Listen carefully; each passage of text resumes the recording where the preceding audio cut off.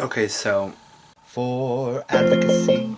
no, stop. I don't need that today. It's just gonna be a vlog. Today was my first day of school, and I woke up early and I had all my stuff ready, and I was getting ready to go when my grandma comes upstairs and tells me that the movers have arrived.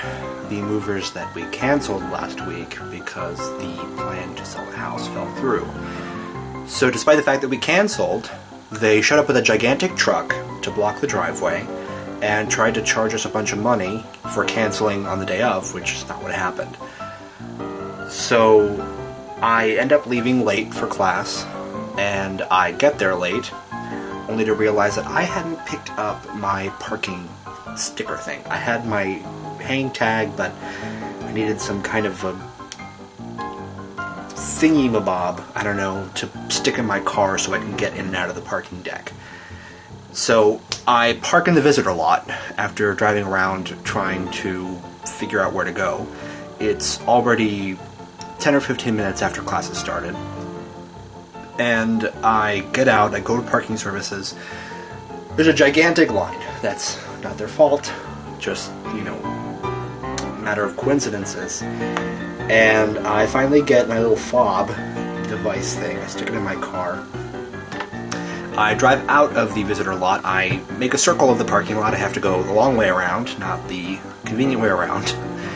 And as I get in line for the parking lot, I'm waiting there behind two other cars, and all of a sudden I see the car in front of me put its reverse light on.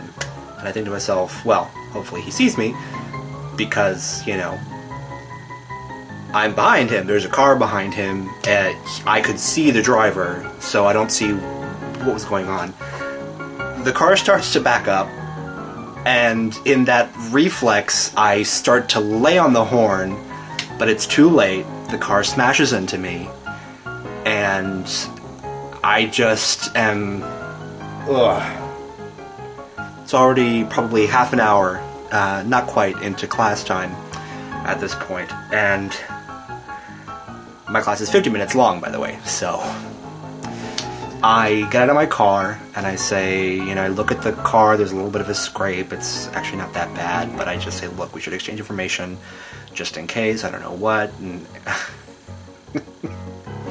this guy has the gall to look at me and say, well, how do you know I did that?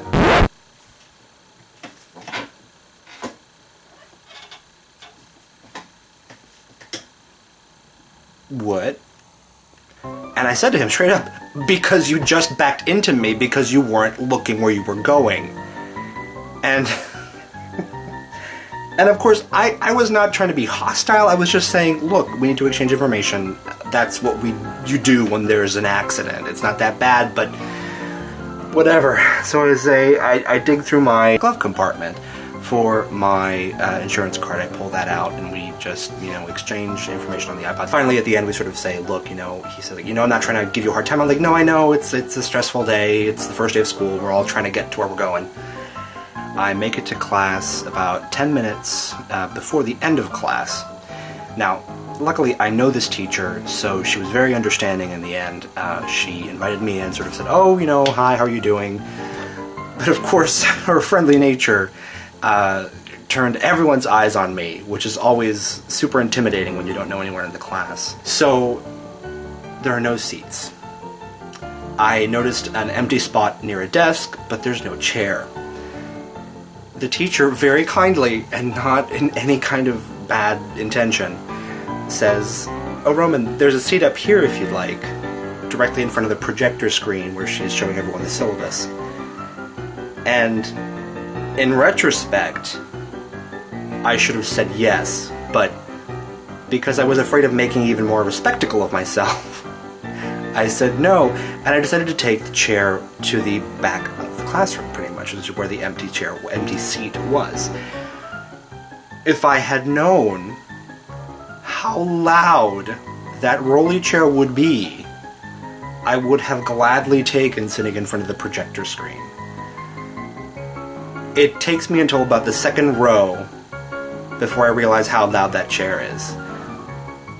And I can audibly hear the teacher stalling before she tries to continue the lecture on the syllabus. But I am in that process of wanting to save face and not wanting to further my humiliation. So I continue to drag that chair all the way to the back of the classroom and finally sit down. And boy, I guess my main point about this is, if you're ever stressed out about your first day of school, think about this story. And remember that your situation is probably not going to be as bad as that one. Thank you so much for watching. I'm the Gay Advice Fairy, otherwise known as the Mo and the Mask. If you need advice, please feel free to hit me up on Tumblr, Twitter, Facebook, Google+, or even right here on YouTube. I put out new videos every Monday and Friday, so please be sure to subscribe for great advice and other things nice.